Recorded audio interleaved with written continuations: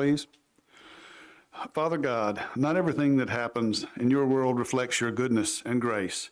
You have given us freedom to choose, and with that freedom, sometimes we choose to do evil.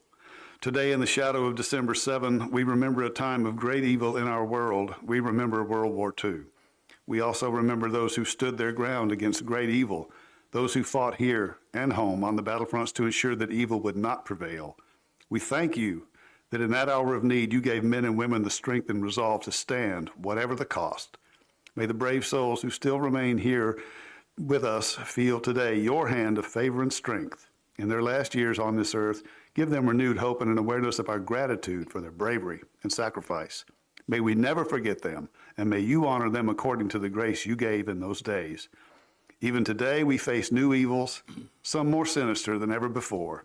May those charged with response to these acts be armed with your grace and strength, that we might once again prevail over those that willingly choose to do harm to your children here and away. And now please be with us as we set about the business of our city.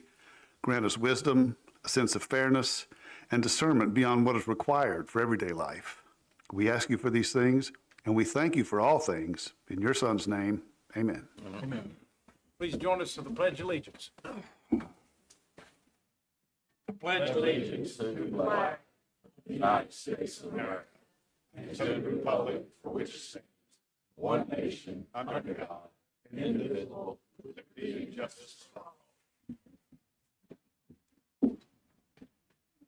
Toby, you call roll, please. Mr. Garris? Here. Ms. Guthrie? Here. Mr. Harris? Here. Dr. Dyken? Here. Mr. Jones? Here. Mayor Kraft? Here. First item on the agenda tonight is approval of minutes from combined work session council meeting of December the 1st. Motion to approve the combined work session council meeting of December 1st. Second. Have a motion and a second to approve these minutes as presented. Any discussion? All in favor say aye. Aye. Any opposed? Abstain, please. One abstention, Mr. Dyken, duly noted. Next item on the agenda, expense vouchers presentation, Anna. Yes, sir. Of the total, just over $1 million was $616,000 spent on capital projects. Over $353,000 of that was for the Highway 59 project, and $100,000 was spent on the pedestrian bridge. Those are the largest ticket items. When you back out the capital expenses, the biweekly operations totaled just over $471,000. Thank you, Anna. Council, any questions for Anna on these vouchers? Move for the approval of expense vouchers as stated. Second. Have a motion and a second to approve these vouchers as presented. Any discussion? All in favor say aye. Aye. Any opposed? Those expense vouchers are approved. Next, we have a presentation and a permit application, the first of which is Shrimp Festival Committee presentation. Mr. Jones. I will defer to Chairman Jenny Barnes. She and Rob Barnes are the Shrimp Festival chairman for last year and this year, and hopefully next year.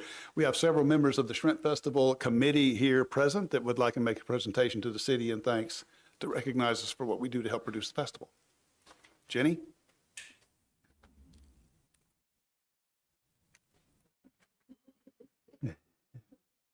All right, girls. On behalf of the 2025 Shrimp Festival Committee, just a few of us here, we would like to thank the city and all the amazing employees, fire, police, that helped us put on a fabulous festival this year. We often hear that our festival is different than other festivals around the country. And the reason is it's the volunteers. It's the city workers. It's that great attitude that they all have.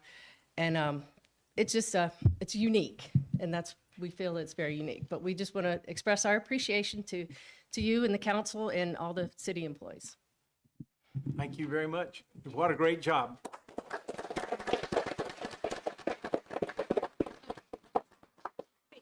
Excuse me, Steve, what was our final number? Do we know? With regard to The visitors? visitors, there were 5 entrances into the festival. 3 of them we were able to have technology established to count people. There were 335,448 entries through 3 gates. That's 2 gates not counted.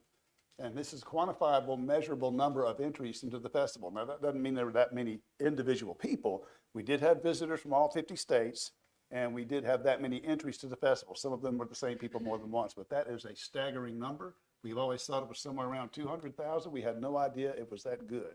So we are grateful to the support we get, not only from this community, of course, but all over the country and around the world. Mayor, would you mind joining them down front for a photo I would be presentation? proud to. Thank I you. want to say this as I'm walking on, I think you can hear me. The difference in this festival, it is run by locals, it's presented by locals. This is, every one of us have skin in this game. We love the community, we love each other, and that's why this is special. You feel that. You feel the community impact. Congratulations. This team makes it happen.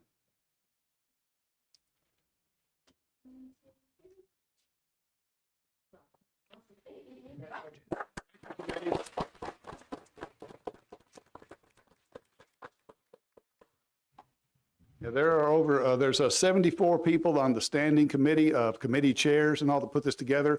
But in all, over 900 volunteers, either maybe work a 4-hour shift, some are down there the whole time. These people are down there the entire time, 12 to 16 hours a day for all 4 days and months of planning before that. So again, all volunteers. I'm the one guy that's paid to be there, but I'm the least important guy in the room because these are the ones that have boots on the ground and they make it happen. And I can't tell you how grateful I am for them and how grateful I am to this community for allowing this to happen. Thanks so much.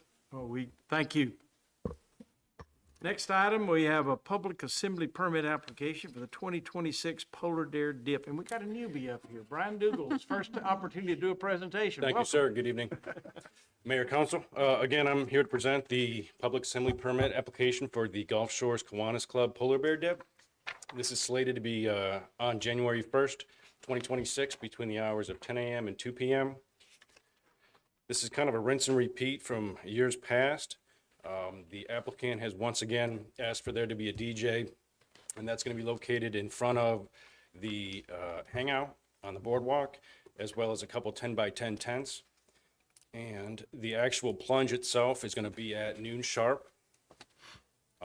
This has been circulated with staff, and the approval is, the recommendation is for approval. Thank you, Brian. I know we've got our, Taylor Means is here. He's the council, he's the representative and applicant that's putting this on. Anything you want to say, Taylor? Thank you, Mayor. No, I don't have anything really prepared, but this is our 15th year to do it under the Kiwanis banner. It's not quite as large as the Shrimp Festival, but we're getting there. Thank goodness, thank goodness. But I would like to invite everybody to show up. It is a great time, and we do it under our Kiwanis banner, of course, with all the help from the city and the city workers, Noel, his staff. Any funds that we generate go back into local children's programs. So we just ask for your support and that we are able to continue to put on this event. Thank you, Taylor. Thank you. It's an application presentation for the Polar Bear Dip 2026. Move for the approval of the public assembly permit application for the 2026 Polar Bear Dip. Second. Have a motion and a second to approve this permit as presented. Any discussion or comment? All in favor, say aye. Aye. Any opposed? That permit is approved. Moving on to new business, we've got several things to talk about this evening, the first of which is Resolution 7064. It's authorized real property donation. Lee? Good afternoon, Mayor and Council. This is a request to accept the donation of real property located just north of the Abiles multifamily development on Fort Morgan Road. This donation is being made by Mr. Stacy Riles on behalf of Downtown 10 LLC, who's the owner of the property. It's about 5.5 acres of property. This is a mapping. Y'all been seeing this over the years as we've been accepting donations, and we're the holder of several conservation easements in this area as well. Everything on this map that's shown in the light blue is either city-owned property. Everything in the white is a conservation easement that are conservation easements that the city holds. And the property that is being donated today, should you accept this donation, is the 5.5 acres there in green, outlined in red. We just lack a little bit of property to get a connection in between Regency Road and West 2nd Street. This could be, most of this is wetlands. The green property is all wetlands, but looking for the opportunity to create a wetland boardwalk type connection in between Regency and West 2nd Street. And There's nothing being requested in exchange for this piece of property, and staff does recommend approval of accepting this donation. Once this is accepted, this will make up between 25 and 30 acres of property that the city controls in between Regency Road and West Second Street. So it could be a great wetland kind of urban park or connection in between the two streets in the future. Be happy to answer any questions. Thank you, Lee. We're doing this again. This is a combined council, so typically we do these week apart. But with the time frame of December meetings, we're doing these two combined as we did last Monday. So this is an opportunity for any questions before we vote on this resolution 7064. Any questions or comments from anybody in the audience? Council? Motion to adopt resolution 7064. Second. We have a motion and a second to adopt this resolution as presented. Any discussion? All in favor say aye. Aye. Any opposed? 7064 is approved and adopted. Next, we have resolution 7065. John, that's you. Thank you, Mayor. We'd like to introduce the adoption of the 2026 budget for the city of Gulf Shores. Did want to highlight some changes in the budget this year.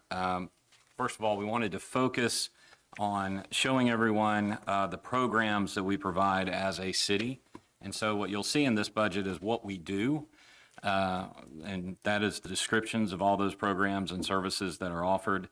Also, an internal assessment that was completed by each department related to those programs, how much it costs to provide those programs, and how we determine success for those programs. When you look in the budget book, you will see a list of programs, and for instance, here we have planning and zoning programs, and each department includes that list and a description of what that program provides to the community. Also, you will find that each department utilized the 2025 budget to show how much we spent providing that service or program to the community in 2025. And we believe this is important so that everyone understands what programs the city provides, but also the inventory of programs that we have and the costs help decision makers in the city understand those costs and how the organization works around those programs. So we also in this budget have a measure of success. We have a business plan in each department. Those business plans include objectives for 2026 that are listed by departments along with their strategic initiatives to accomplish those objectives for the year. And you can see how those objectives relate to the associated programs within that department. So again, we want to be very clear about what our goals are and what our objectives are in 2026, what we intend to accomplish and how we intend to accomplish those things. With that, I will say that this year's budget, when you take out the funds that we received from grants, is really only a 1% increase over our previous year's budget. Again, in 2025, we had several millions of dollars in grant funds that we received that inflated this year's budget. So our revenues are $84,660,000. Our expenses are $84,628,000. This includes $700,000 in enhancements. Those enhancements in the budget include 6 new lifeguard positions at the beach to enhance our beach safety initiatives. One program that we are trying this year is we are leasing vehicles from Enterprise rather than purchasing them outright. Leasing these vehicles, they come with a maintenance plan that Enterprise will actually manage on behalf of the city. And so the cost of this program is, we believe, a cost savings over the course of 5 years. Those vehicles will have the maintenance reduced as opposed to purchasing 5 vehicles this year. That is 5 new vehicles and 10 replacement vehicles for 2026. We are also funding a comprehensive plan with a multimodal transportation component, and that transportation component will be very specific as to what projects need to be accomplished in order to improve the transportation throughout the city, including trails, sidewalks, as well as roads. It does include a 3% cost of living adjustment for all city employees. It does fund the completion of a new construction manual and stormwater ordinance.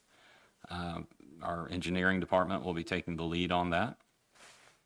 It funds a mental health initiative and clinician for our fire and police departments to have on-site mental health clinician to help them with some of what they have to face in the field. It does add an engineering inspector to monitor the installation of roads and other infrastructure in the city. It provides a contract with a grants management consultant to help us not only with obtaining the grants, but also with managing the federal requirements and paperwork. The addition of a data analyst position in the police department, and it funds organizational structure change in the police department, which will reclassify 5 current employees. So in 2026, we will continue to build on the foundation of this budget. We intend to create more strategic operating plans for the roadmaps for our departments. What's in this year's budget is for 2026. In 2027, we intend to expand that to have 3-year strategic plans. It does, this year, we intend to create more key performance indicators for these programs that we're providing. Right now, we have key performance indicators, but not for all of the services that we offer. So that is one of the key things we intend to do in 2026. We will, of course, monitor our performance against those plans and report out, and we will continue to align our program and budget with city priorities. Thank you. Well done. Opportunity for any questions or comments related to this adoption of a budget discussion. Any questions from anybody? Council, any questions or any comments before we vote? Just a couple of comments. I know that was a pretty brief summary of a very extensive budget. I mean, the departments and department heads, as well as a city administrator, have worked endless hours really expanding our budgetary capabilities and expanding the information that's within them. And that has been very well received. I mean, we met with and went over it at a finance committee, and we also did it as a council on the whole. So we spent 2 whole days really diving into all the programming within the budget. So everyone's had a real good look at it, and really appreciate all the hard work and effort. It's the best budget that I've seen since I've been on the council, and I appreciate all the hard work and recommend approval with the finance committee's backing as well. Is that a motion?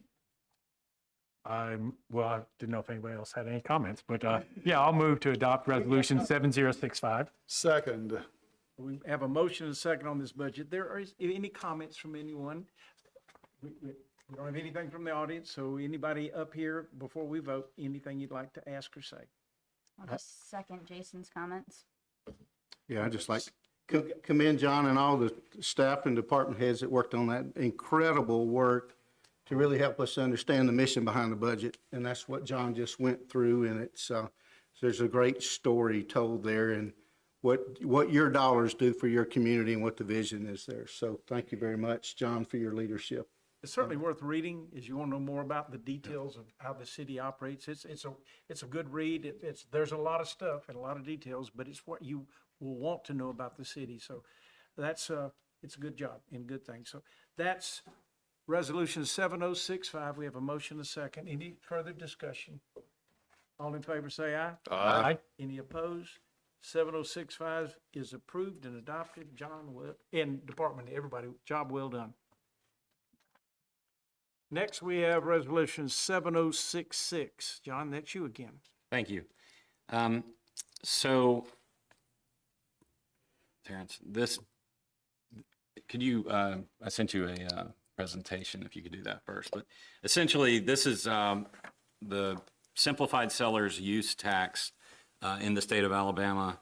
There has been a lawsuit filed by the city of Tuscaloosa and others against the Department of Revenue on this application of the simplified seller's use tax in the state.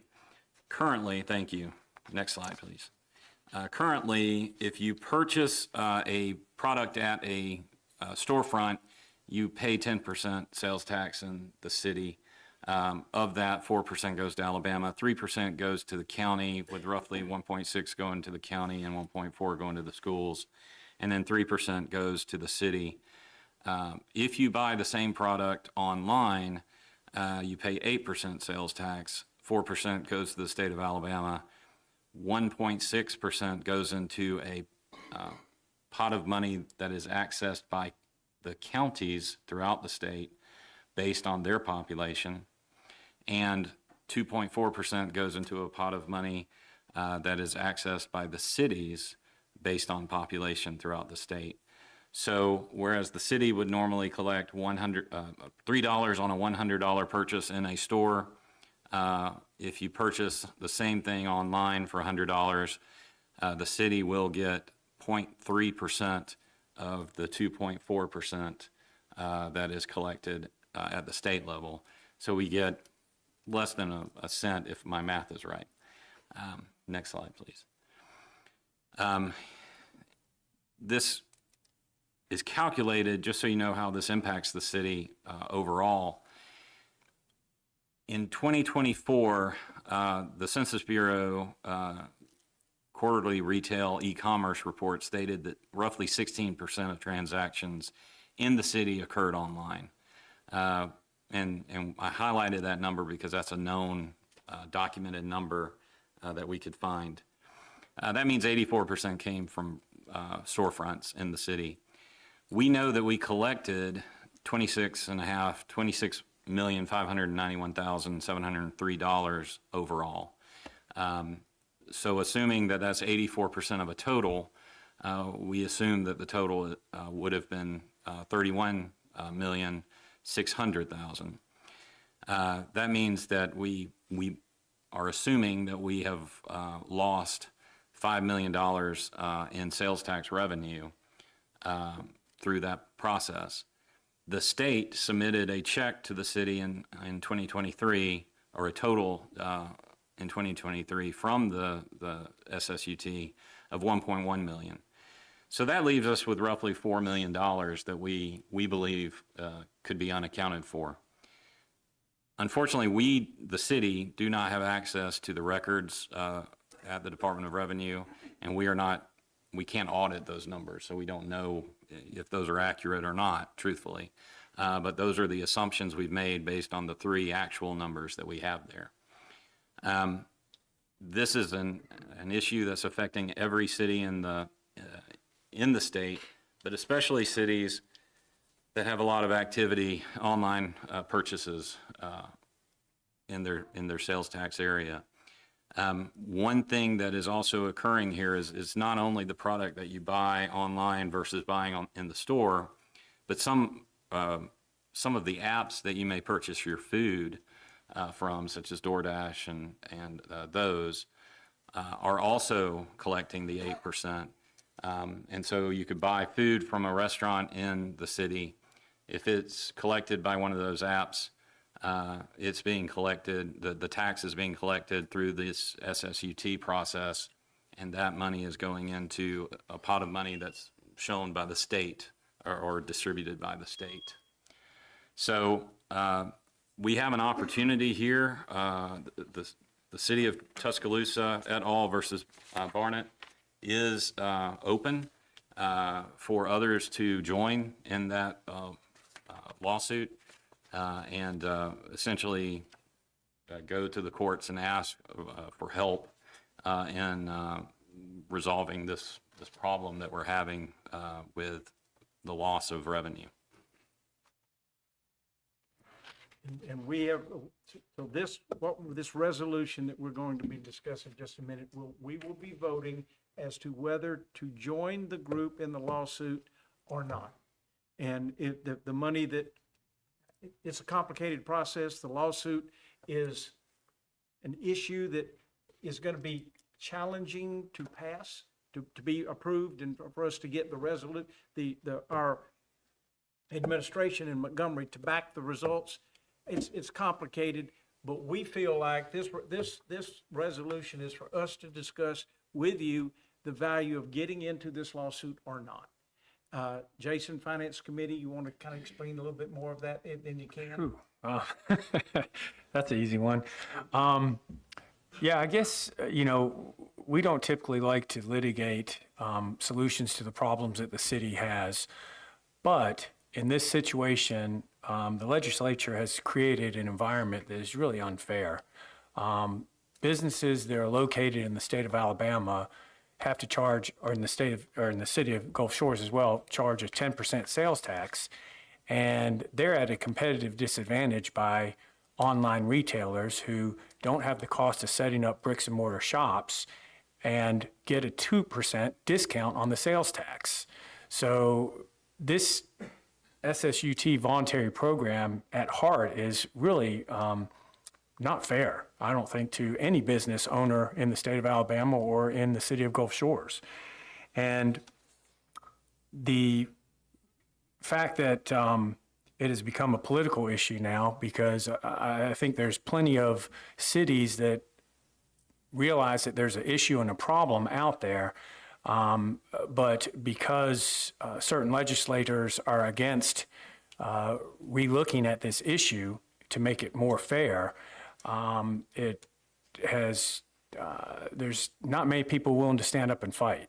And fortunately, I think the group that we have here in the city of Gulf Shores, we're willing to fight for what's legally ours and what we feel is right for the city of Gulf Shores. For us to lose almost $4 million of revenue to other municipalities or other counties because of the unfair use of this SSTU program, that discounts what you get as citizens of the city of Gulf Shores. That discounts what our schools get. And it really makes it harder, more challenging for us to manage the resources that we have to provide the benefits of living in the city of Gulf Shores.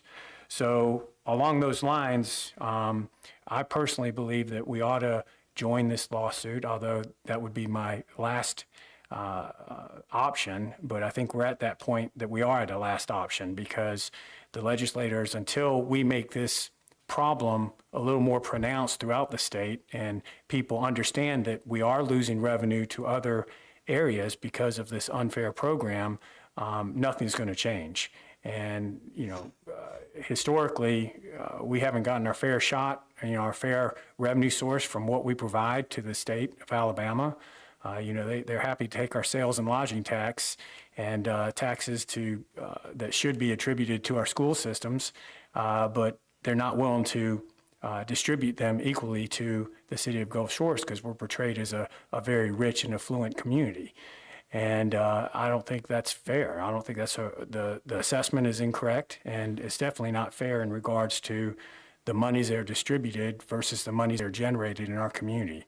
So I believe that we ought to join this lawsuit and at least raise the level of understanding of the problem, and hopefully be able to eradicate this system and employ a fair system so that the city of Gulf Shores and the citizens of the Gulf Shores get their fair share.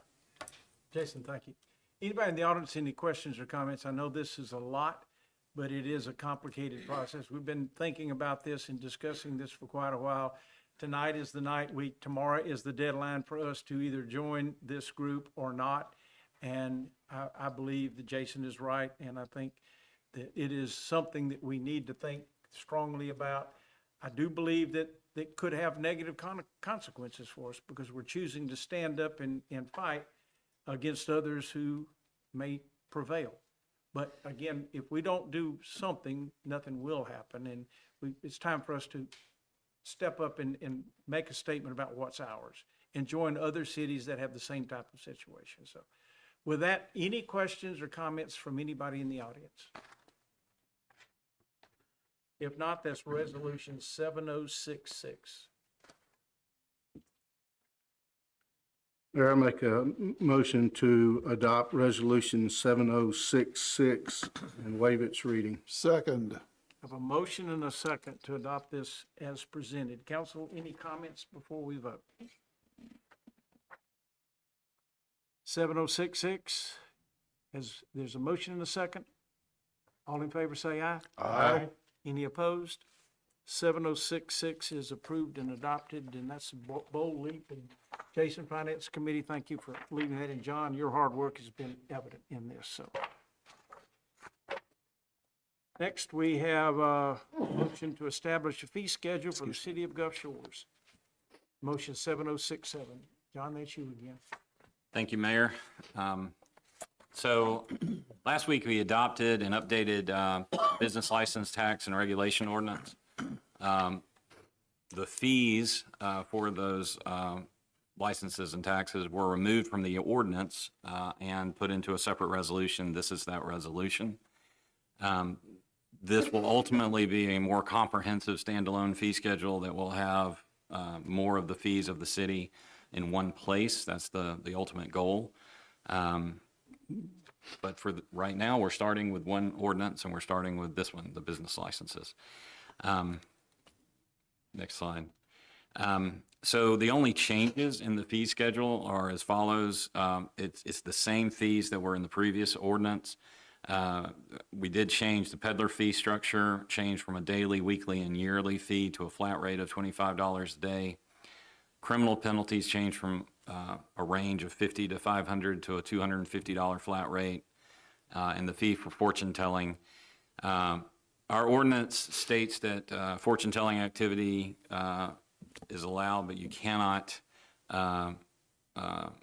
sell that service or make a profit on that service.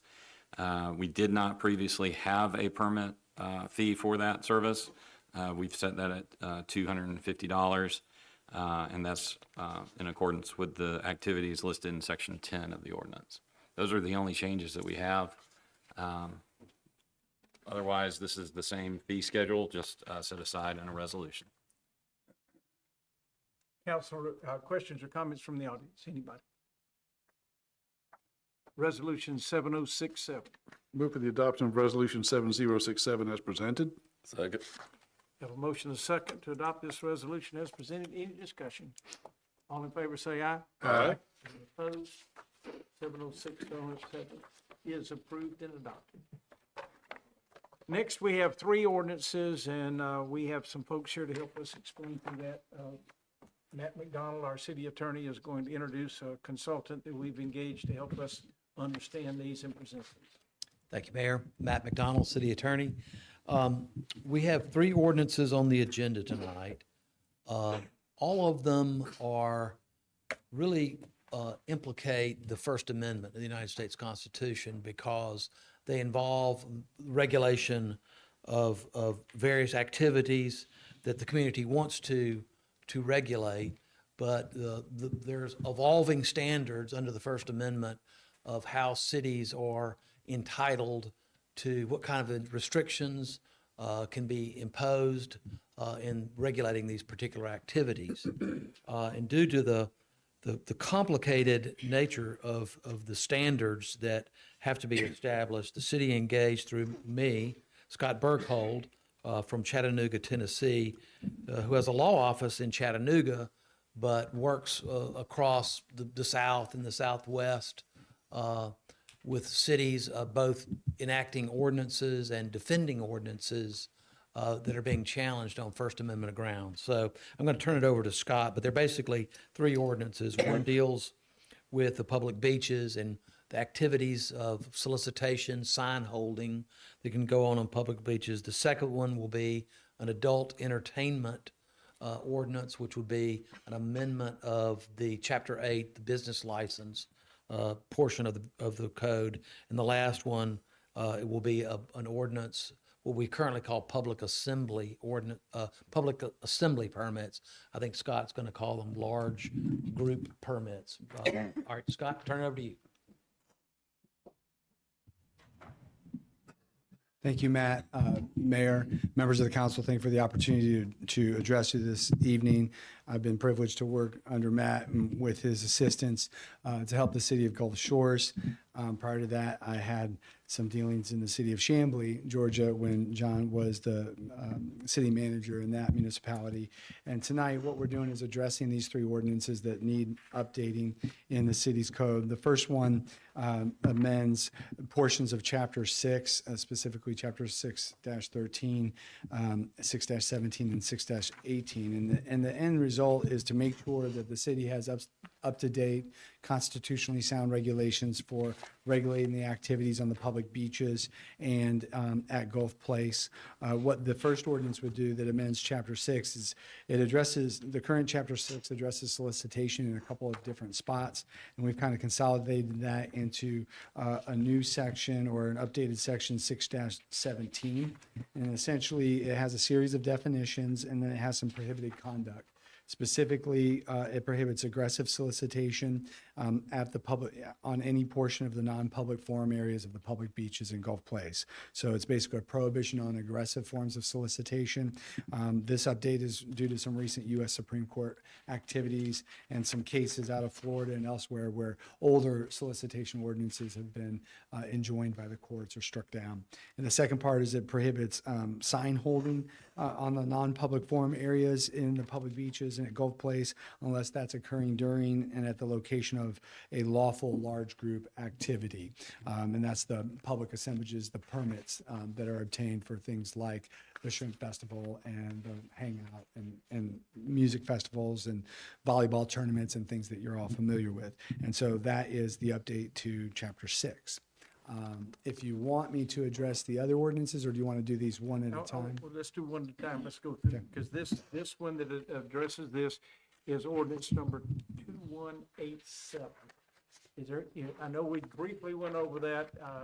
Your opportunity to ask questions or make comments about this particular issue, public solicitation and advertisement. So anybody?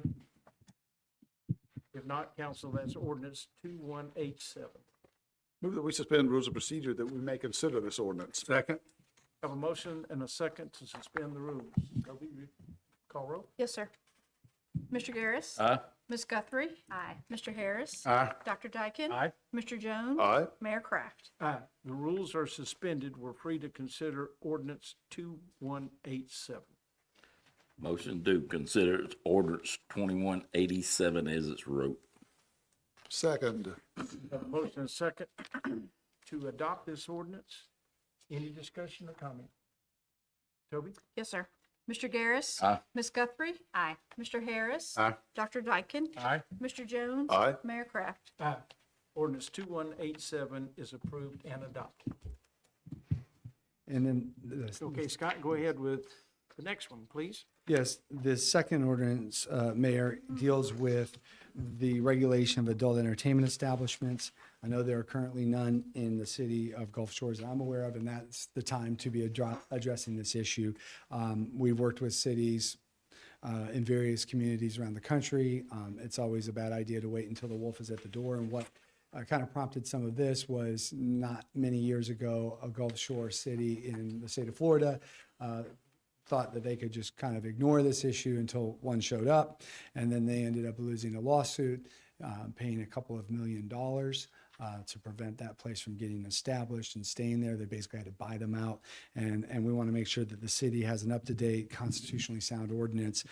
This is not unlike one that I did for Mr. Walker when he was city manager in the city of Chamblee, Georgia. But essentially what this does is this puts in place all this, if a place were allowed to, or were to try to come to Gulf Shores, right now, the zoning ordinance restricts them to the industrial areas, but there were no real restrictions on how they would have to operate if they sought to get here. So what this does is this takes all the types of restrictions that the courts have upheld for these types of establishments, not based on moral disapproval, but based on the negative secondary effects that are associated with these establishments, and it puts them into one ordinance. So it prohibits alcohol on the premises. It prohibits certain forms of conduct. It regulates the hours of operation and makes them close at midnight. And so there's a series of regulations, or it makes them close at a certain hour. So there's a series of regulations that this imposes so that anybody that might try to come to Gulf Shores, it doesn't enact a ban, because the Supreme Court has been really clear that you cannot ban these establishments, but you can stringently regulate the time, what they call the time, the place, and the manner of their operations. And so at this time, what I'm going to do is I'm going to step over to the podium and provide a little bit of a presentation that I've prepared that will walk us through what those negative secondary effects are.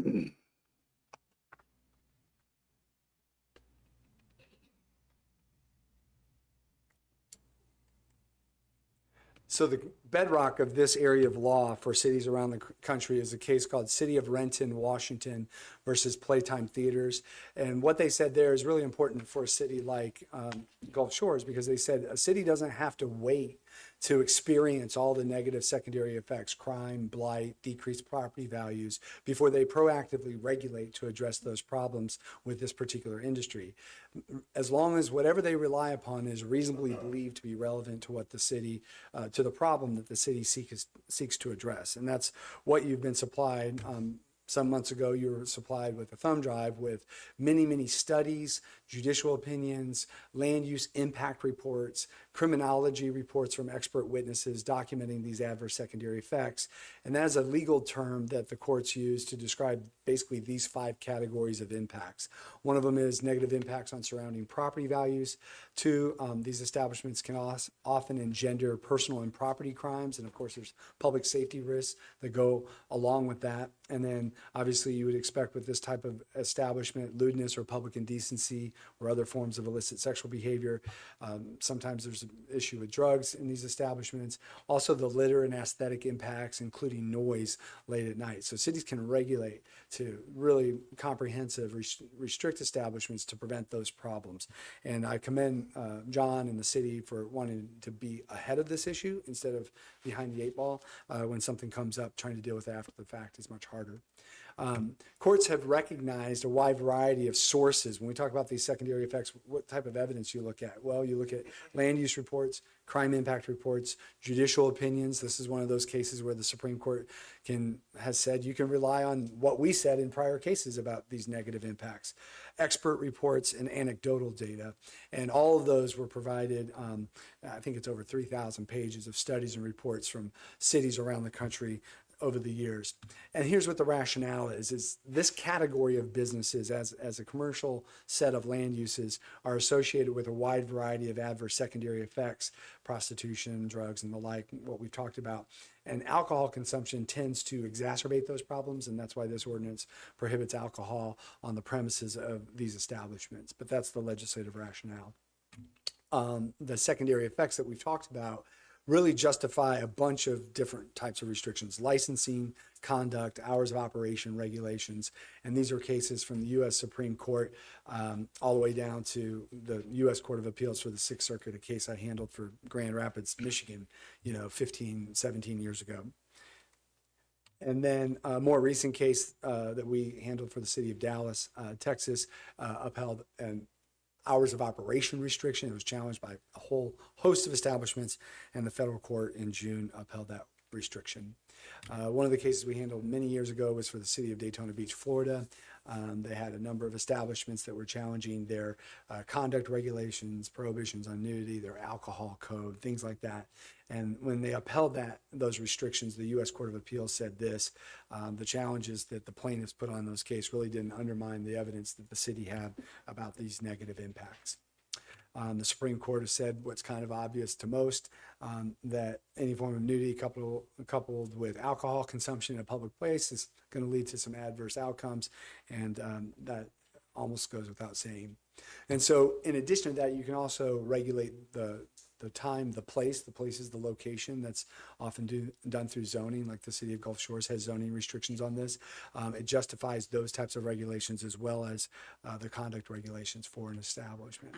These are some of the studies. I won't bore you with the details, but some rigorous peer-reviewed criminology journals and articles have studied this issue from a criminological perspective and what makes these criminological attractors for crime, specifically Part 1 UCR crimes, as well as a number of Part 2 UCR crimes. And those studies are part of the legislative materials in support of this ordinance, as well as, things that are not rigorous scientific studies, things like investigator affidavits documenting illegal activities. Cities can rely on that as well. And fortunately, you don't have to experience those things before you act to restrict this category of establishments. So these are the court-approved expert findings.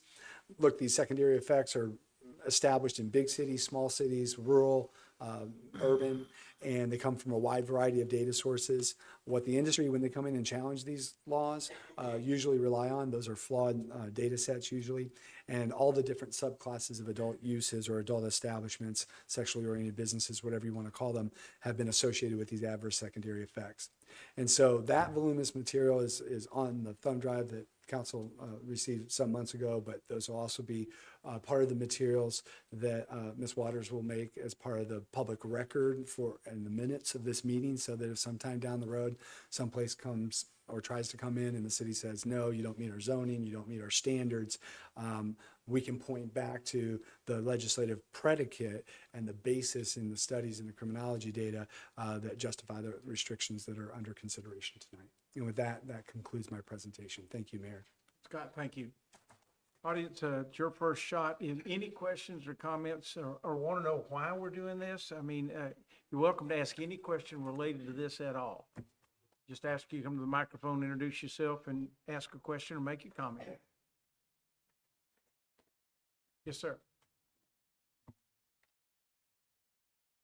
It's about the first one, the beach. I didn't. We've already voted on that one. Okay, I know you voted, but can I just basically ask a question about it?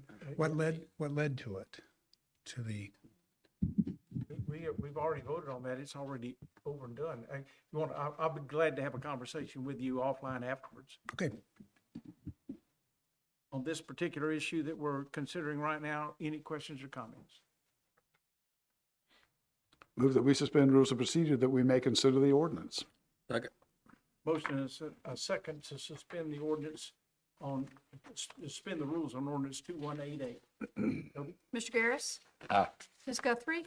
Aye. Mr. Harris? Aye. Dr. Dyken? Aye. Mr. Jones? Aye. Mayor Kraft? Aye. The rules are suspended. We're free to consider ordinance 2188. Move for the adoption of ordinance 2188 and waive its reading. Second. Have a motion and a second to adopt this ordinance as presented.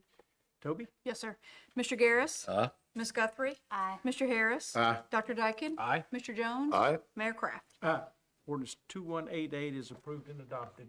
This is important because anticipation, something like this will come forward. We weren't prepared with regulations, how we deal with it and how we answer it. And it was just kind of, there were no rules. We had to have this, and thank you, John, for knowing Scott and getting this put on paper and us adopting it. It gives us an understanding of how we deal with issues that we would not have been prepared to deal with. Very important for us to get that done. We have one more. Scott? Yes, this is an amendment to Chapter 11, dealing with public assemblages. This is more of a housekeeping matter, but it essentially is seeking to streamline the public assemblages permitting process. We call it large group activity permits. It's when someone wants to come in to a city-owned property. If they have a group of 50 people or more, they have to get a permit. A lot of the substantive requirements track what are already in the public assemblages code. At certain thresholds, you have to have insurance. You have to have a medical tent if you have a certain number of people. You have to have, licensed bonded security personnel based on the number of people attending the event. So a lot of that is the same, but we needed to update for First Amendment purposes some of the procedures and some of the timelines for getting answers out on permits. And this is largely tracking a case called City of Chicago, Thomas versus Chicago Park District. It's a case where they said this is how you need, a large city has to allocate the use of its public spaces and how to basically regulate that so that you're not picking winners and losers who can present their speech, who cannot, but you're just following content neutral procedures for granting permits and making sure that everybody follows the same rules. And that includes insurance requirements and things like that. So they would have to qualify and get a permit like they do today. This just streamlines the process.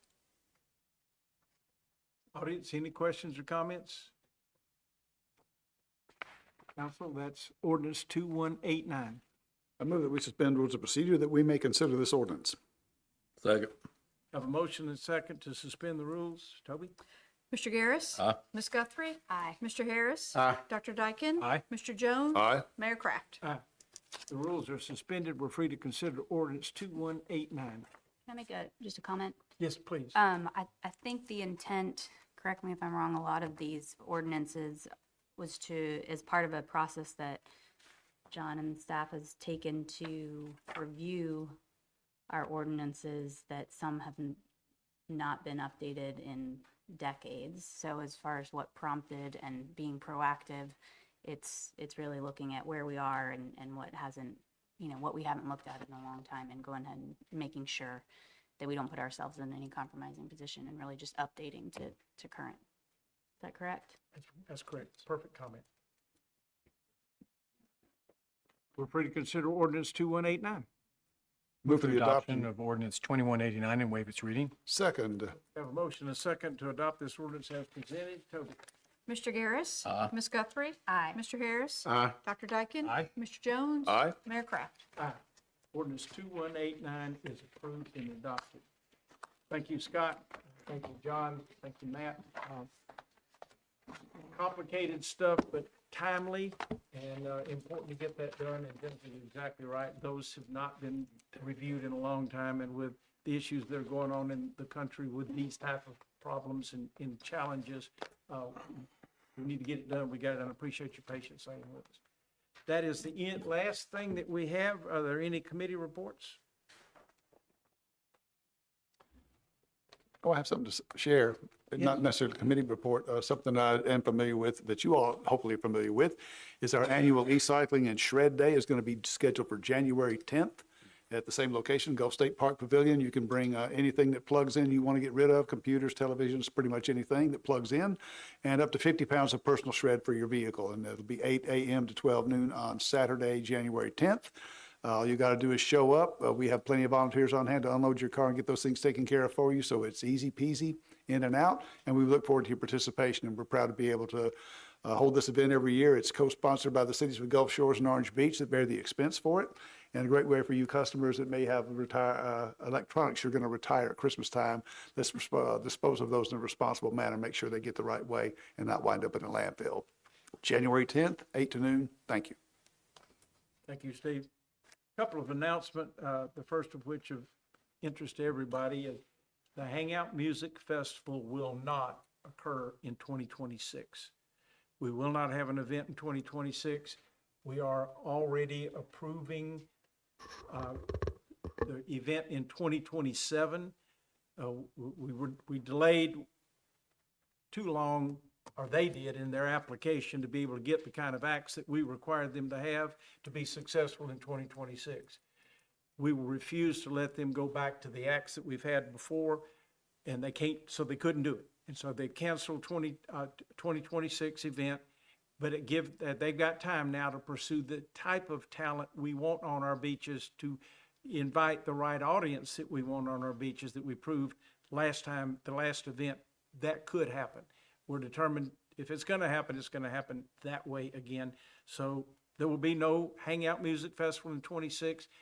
We will be approving 27 for them to go forward and give them time to get started on that. So that's just an update for everybody. The other thing we've got, that we've been talking a lot about, e-bikes. We weren't prepared, didn't have the time at this meeting to add that to this agenda. So we've delayed that. We will be getting back together, starting with the information we heard at the last meeting that we had, to put together another program and plan to present that in January. So we'll be working on that. And then, Anna, I think you've got an announcement on license renewals. Yes, sir. I just wanted to remind everyone that in light of last week's ordinance modification regarding business licenses, we will not be mailing the paper business license renewals as in years past. It will be up to everyone. We want to remind you to please go into the Citizen Serve portal and ensure that you have a current active email address associated with your account. If you have any questions or problems logging in, feel free to stop by the front desk at City Hall and a revenue staff member will be happy to help you. Or you can call 968-1120. That's 968-1120. That's the main City Hall number, and they can walk you through it over the phone if that's easier and more convenient for you. But again, we just don't want anyone to be expecting the traditionally paper-mailed renewals coming via U.S. mail. We will be pushing an electronic email reminder toward the end of December. We're waiting until, trying to kind of find that sweet spot to where people don't try to start renewing too soon and it be too soon, but also not be late. So again, if you have any questions, feel free to contact a member of the revenue team. And it's also available on social media if you need to redirect anyone. We'll also be sending out messaging to the property management companies and property condo associations. So happy to answer any questions if y'all have them. And thank you. Any questions on this, anybody? I think it was pretty clear. Scott, you got something for us?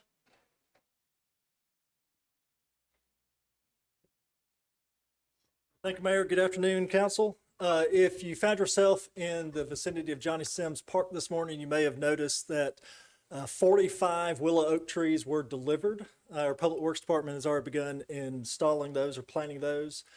This is a project that was conceived and coordinated by our city arborist, Chuck Owens. He worked with Recreational and Cultural Affairs staff and Public Works Department to put this project together. Like I said, it's 45 willow oak trees.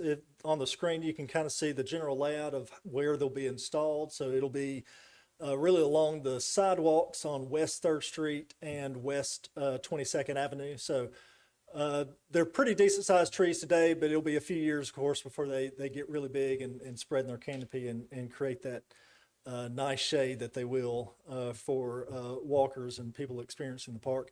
I did want to point out the funding for this project. So when someone comes to the city and applies to remove a tree, a protected tree, and it doesn't meet the criteria otherwise to just be removed, say it's in the footprint of a house, they have the option of either replacing the trees that may be removed on their site or contributing to our tree protection and landscaping fund.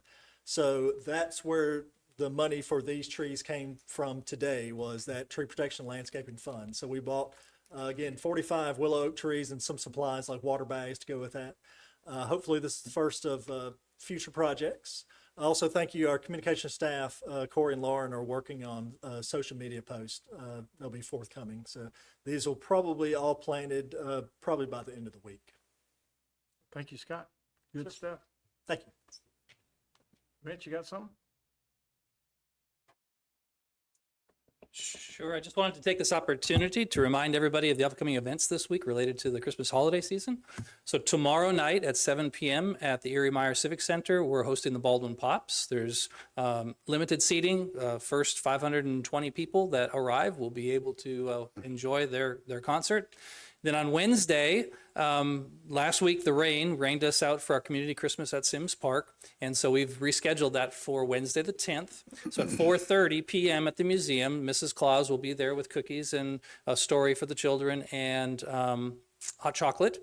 And then at 5:30, Santa will be delivered to be parading from Fire Station 1 with Mayor and Council aboard, hopefully, over to the west side of Sims Park for the community Christmas and tree lighting ceremony. Our Gulf Shores High School choir will be performing.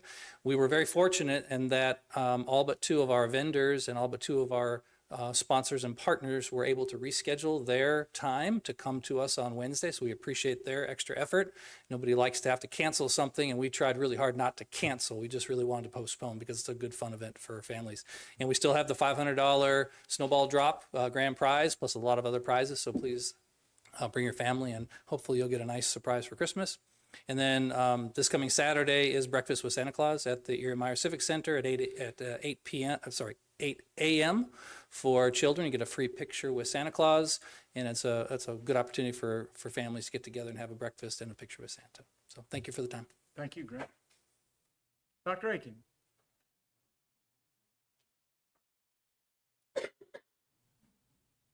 You gotta have backup tonight?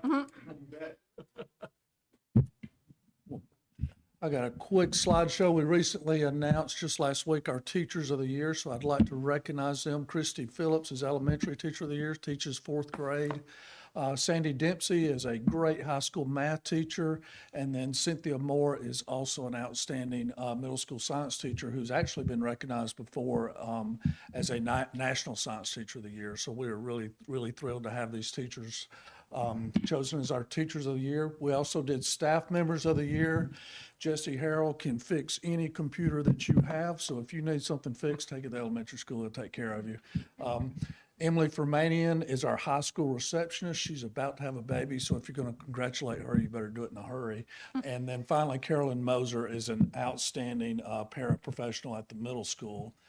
And then today, over the weekend, National Board Certified Teachers found out whether or not they've passed and earned that certification.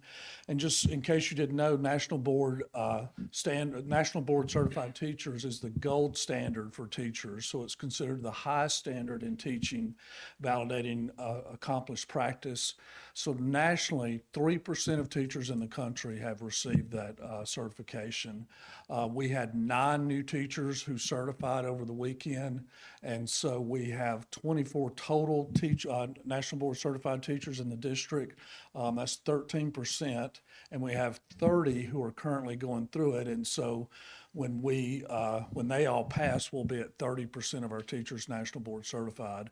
The Dolphin Foundation pays for that certification, and we have a great program led by Krista Fleming, one of our National Board Certified teachers, who's been a Final Four Teacher of the Year, who leads the training for that. So we are really thrilled.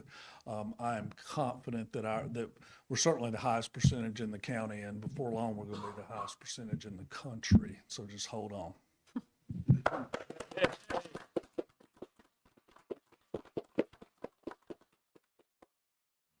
Jason, that's gonna make you smile.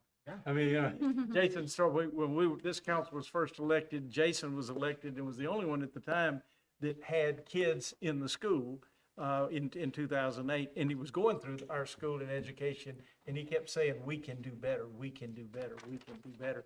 And by golly, we have. So thanks to everybody on the council. Thanks for the community. Thanks for all the teachers and all the parents who came in Storm City Hall and said, we won't accept less than the best. Again, we're here because of that. So it's a great, good, feel-good story here. And thank you guys for all you, and gals, and everybody over there for all you've done. Jesse, anything new on the airport? I don't think so. You're good?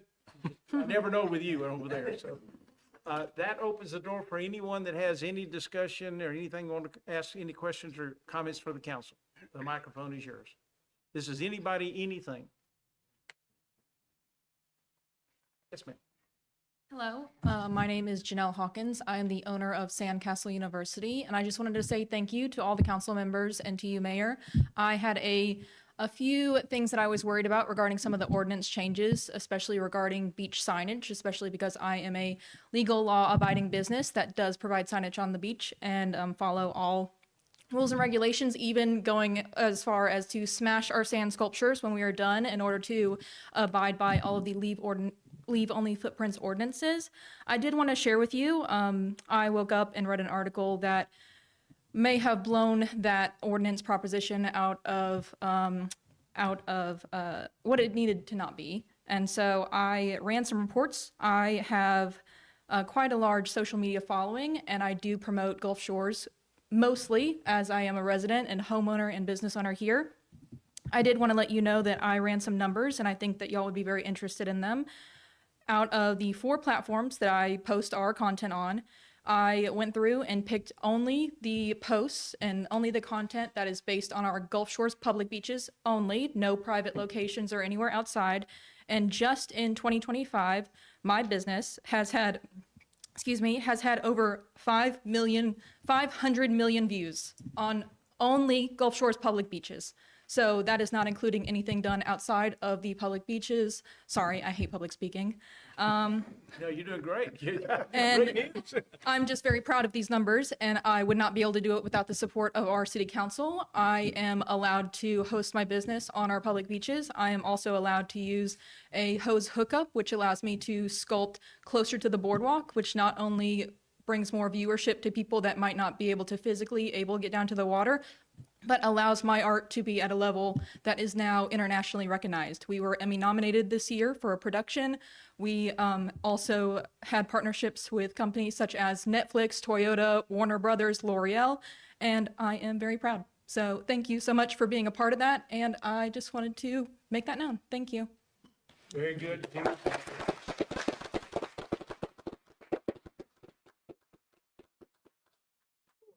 Where are you, Corey? I want you to get that information. That's something we need to talk about. So it's all good, all good. Anybody else, anything? It's our last meeting. Go ahead. Okay, Nora. Like just one update, roadway asset systems, that are doing our, all our roadways, analyzing our roadways. They're in town, so they're beginning that whole assessment. So if you see a large van, that's what they're doing, is collecting data. So, we're gonna put something on social media, just to remind that's who that is riding around our city. So just glad they're here. Thank you. Thank you, Noel. Last meeting of the year for the council. We appreciate it. I see a lot of familiar faces. Y'all been through a lot of Mondays with us, and we thank you for that. It is really feels good to be able to talk to people and get input and have you here listening and helping us guide the city. We can't do this by ourselves. We're here to help lead the conversation and get input and direct the city in the best way for all of us. So thank you for all you do to help us be the best we can be. And from me and from everybody up here, have a wonderful holiday, and we got stuff yet to do. We don't have any more meetings, but we've got stuff to do. Next Wednesday night, we got this the Christmas tree lighting. We got stuff with Santa. We got all kind of events. So hopefully we'll see you out and about in some of those things. But again, thank you for everything. Council, anybody with any other comments? To adjourn. Is there a second? Yeah. Second. We stand adjourned. Thank you.